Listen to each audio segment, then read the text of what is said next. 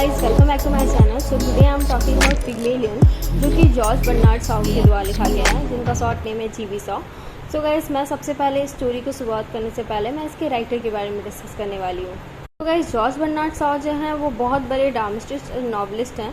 इनका जन्म 26 जुलाई 1856 को होता है और इन्होंने जितने भी ड्रामा लिखा है वो सारे poverty based and inequalities based and class से रिलेटेड बेस्ड हैं. और ये जो हैं बिलोंग करते थे एक मिडिल क्लास फैमिली से. इनके फादर जो थे जॉर्ज कोर शॉ थे और वो एक डरकन में काम किया करते थे. जीवी शॉ का जो लाइफ था बहुत स्ट्रगलिंग था. इनकी मदर का नाम होता है लूसिया एलिजाबेथ एंड और इनकी मृत्यु हो जाती है 1950 में. जीवी शॉ की मृत्यु हो जाती है. इनके ड्रामा जो होते हैं full on social based and our society के ऊपर बेस्ड होते हैं. मैं आपको ये सारी चीज़ें आप इसलिए बता रही हूँ क्योंकि आपको इस चीज़ से रिलेटेड MCQs पूछे जाते हैं. मोस्टली आप जब भी अपने एग्ज़ाम्स में ये सारी चीज़ों को प्रेफर करते हो तो आपके मार्क्स अच्छे आने के चांसेस बढ़ जाते हैं. सो गाइज, मैं अब स्टोरी के सबसे पहले कैरेक्टर के बारे में डिस्कस करने वाली हूँ. इस स्टोरी का जो मेन कैरेक्टर है एलिजा, प्रोटोगनिस्ट है स्टोरी की. इसके बाद आते हैं इनके फादर अल्फ्रेड डुलाइट, जो कि बहुत माइनर कैरेक्टर है जो स्टोरी के. इनका कोई बहुत बड़ा रोल नहीं है. फिर आते हैं मिस्टर हैगिंस. फिर आते हैं कोल पिकरिंग. देन मिस्टर पीस, जो कि हैगिंस की मदर होती है. फ्रेडी हिल, जो कि इस स्टोरी का हीरो होता है, you can say that. Now guys, हम लोग इस स्टोरी की शुरुआत करते हैं. जीवी शॉ जो है इन्होंने ग्रीक मैथोलॉजी के ऊपर पिग्मेलियन को लिखा है. पिग्मेलियन का एक स्टोरी जीवी शॉ लाइक आप ग्रीक मैथोलॉजी के ऊपर पहले इसके ऊपर भी एक स्टोरी लिखी गई है, उससे तो मिलती जुलती ये स्टोरी है. एक कलाकार था जो कि इस स्टोरी का मैं एक छोटा सा इंट्रोडक्शन आपको दे रही हूँ. एक कलाकार था जो कि हमेशा मूर्तियाँ बनाया करता था.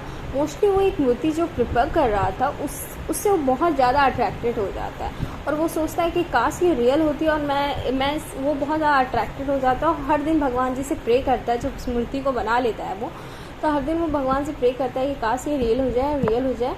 और हर दिन वो प्रे करता है. एक दिन वो रियल हो जाती है और उसकी इच्छा जो है वो पूरी हो जाती है. तो ये full on imagination based story है. उस तरीके से ही इस स्टोरी को भी जीवी शॉ ने दिखाया है. सो गाइस, स्टोरी की शुरुआत होती है एक स्टॉर्मी नाइट से. लाइक एक बहुत करकरती हुई रेनी सीजन से शुरू होती है. सडनली फ्रेडी जो है वो कुछ औरतों के लिए ऑटो लेने जाता है. तभी वो एलिजा से टकराता है और एलिजा के जितने भी फूल थे वो सारे के सारे गिर चुके होते हैं. तो इस पर एलिजा है ना उस पर चिल्लाती है बहुत ज़ोर से और कहती है कि तुमने तो मेरे सारे फूल गिरा दिए और मैं अब बेचूंगी क्या और मैं खाऊंगी क्या. तो ये सारी बातें सुन के फ्रेडी बोलता है कि मैंने तुम्हारा कोई नुकसान नहीं किया और वो वहाँ से चला जाता है. और एलिजा जो होती है स्टोरी की प्रोटोगोनिस्ट होती है, जैसा कि मैंने आपको पहले भी बताया था. सो ये सारी चीज़ें जो होती हैं हेनरी हैगिंस नोटिस कर रहा होता है. ये बहुत पैथेटिक किस्म का आदमी होता है और बहुत एस्ट्रोलॉजी करते रहता है हर वक्त और हमेशा साइकोलॉजी करते रहता है. और वो कहता है कि maybe in future Freddy and Eliza का कुछ ना कुछ कनेक्शन होगा. दैट्स वाई ये दोनों एक दूसरे के साथ टकराए हैं. और तभी वहाँ पे वो सारे लोगों को एवरी पर्सन को ज्ञान देता है कि मैं सब कुछ जानता हूँ, वेरी नॉलेजेबल पर्सन, मेरे को सारी चीज़ें आती हैं. और वो सारे लोगों को उनकी भविष्यवाणी कर रहा होता है. यही सारी चीज़ें जो है एलिजा देख रही होती है और एलिजा उससे थोड़ी सी इम्प्रेस हो जाती है और वो चाहती है कि काश वो मेरे बारे में भी कुछ ऐसा बता सके ताकि मैं जिस कंडीशन में हूँ उस कंडीशन से ऊपर उठ सकूँ और अपने लाइफ को उभार सकूँ. सो वो खोजते हेनरी हैगिंस जो इस स्टोरी में रहते हैं, उनको खोजते एलिजा जो है उनके पास पहुंचती है. तभी वो देखती हैं कि वो एक पिकरिंग नाम के लड़के से बात कर रहे होते हैं. दोनों एक दूसरे बहुत अच्छे दोस्त होते हैं. दोनों एक दूसरे से बात कर रहे होते हैं. वहाँ एलिजा जैसे ही पहुँचती है तो वो कहती है कि सर, आप मुझे अपना टैलेंट दे दो ताकि उसके थ्रू मैं अपना भविष्य जान सकूं और अपने भविष्य में आने वाली मुश्किलों को सुधार सकूं. तो हेनरी हैगिंस कहता है कि तुमसे नहीं हो पाएगा, ये बहुत टफ काम है. तभी इसी से बात वो चल ही रही होती. तभी पिकरिंग और हैगिंस के बीच में एक चैलेंज लग जाता है. वो हैगिंस कहता है पिकरिंग को कि मैं इसे 6 महीने में इतना चेंज कर दूंगा कि जो लड़की अभी ऐसी जैसी दिख रही है उससे बहुत ही ज़्यादा डिफरेंट दिखेगी.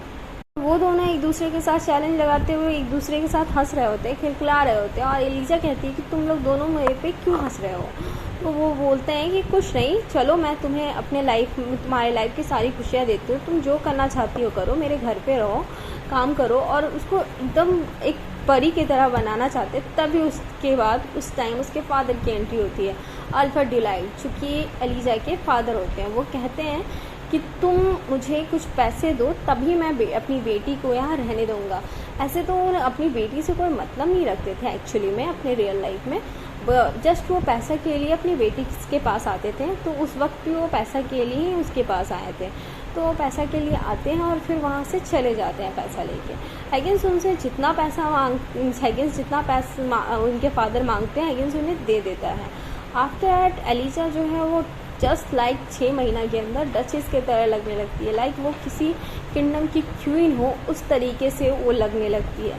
तभी हैगिंस की मदर आती है और एलिजा को देखती है और वो बहुत इम्प्रेस्ड होती है एलिजा से और कहती है कि काश तुम मेरे बेटे की वाइफ होती और काश ये सुधर जाता, काश इसकी जो ये साइकोलॉजी वाली नेचर है, रॉन्ग थिंकिंग है, काश वो भी सुधर जाती। उसकी मदर जो थी वो उतनी खुश नहीं थी उससे।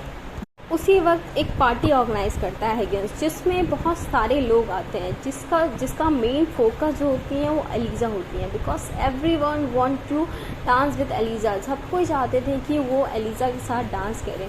उसी वक्त फ्रेडी की नज़र जो है एलिजा के ऊपर पड़ती है और फ्रेडी जो है एलिजा के साथ डांस करना चाहता है। तभी हैगिंस भी दोनों को देखता है और कहता है कि फाइनली मैं चैलेंज जीत गया। फ्रेडी ने उसे नहीं पहचान पाया और तब वो पिकरिंग से कहता है कि मैं चैलेंज जीत गया। तभी वो दोनों जब ये सारी बातें कर रही होते हैं तो एलिजा ये सारी बातें सुन लेती है और उसे बहुत हर्ट होता है, बिकॉज हैगिंस को मन ही मन में बहुत लाइक करती थी और तो वो कभी उसे बता नहीं पाई, बट वो उसे लाइक करती थी। और वो इससे जब वो सारी बातें सुनती है अपने अगेंस्ट तो वो उससे इतना नफरत करती हैं कि वो उसके घर छोड़ के चली जाती हैं।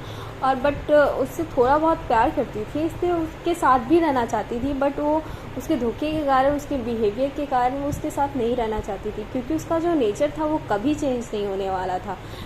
तो वो उसके मदर के साथ, जो उसकी मदर थी मिसेस पीस, उनके साथ उनके घर पे रहने लगती है।